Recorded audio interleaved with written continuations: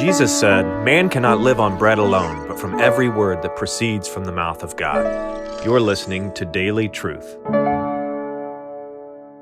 Two kingdoms, what does that mean? Well, the common kingdom and the sacred kingdom. No. I think that's one of the biggest theological errors in our current time. I really do. This idea that there's something sacred and it's just the church, and then everything else, it's not inherently sinful, but it's common. It's secular. No, Christ is king of everything.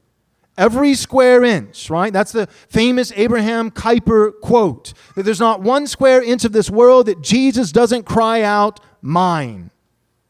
So everything for the Christian is meant to be redeemed. Everything meant to be restored.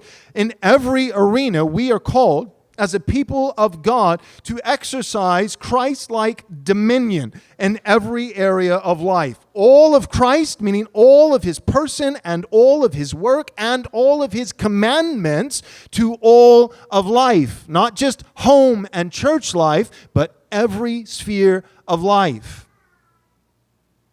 So this idea of two kingdoms, common and sacred, is a bad idea. It's a bad idea. However, the doctrine of two kingdoms is a legitimate idea. The distinction is not between the church and the state as two kingdoms. No, those are two spheres. And there's a third one, the home, the family. So it's not church and state kingdoms. Those are spheres, 2 out of the 3. And it's not sacred and common kingdoms. No, what it is simply in biblical terms, the kingdom of light and the kingdom of darkness. And the kingdom of light can be found, believe it or not, in the civil magistrate, and certainly in the home. The kingdom of light is found wherever the gospel is preached and wherever the lordship of Christ is esteemed.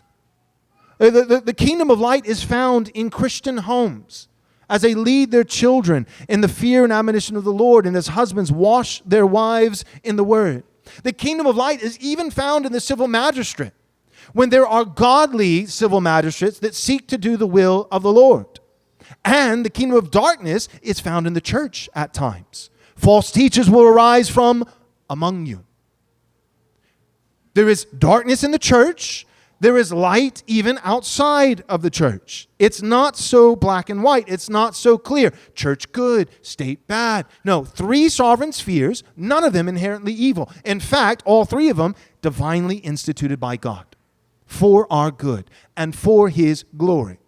And 2 kingdoms, but not common and sacred, not church and state, but light and dark, with some light in the church, but because of sin, some darkness in the church, and some light in the state and in the home because of Christ and his goodness, but sometimes darkness in the state and in the home. Big news, really big news. Our next Right Response Conference is in the works. We've got a number of things already lined up and organized. This is what we got so far. The whole conference, 3 days long, on Postmillennialism and Theonomy. And the speakers, Dr. James White, Dr. Joseph Boot, Gary DeMar, and of course yours truly, Pastor Joel Webbon. We've got a great lineup. We've got great topics.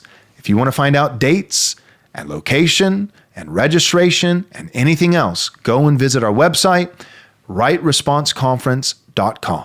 rightresponseconference.com.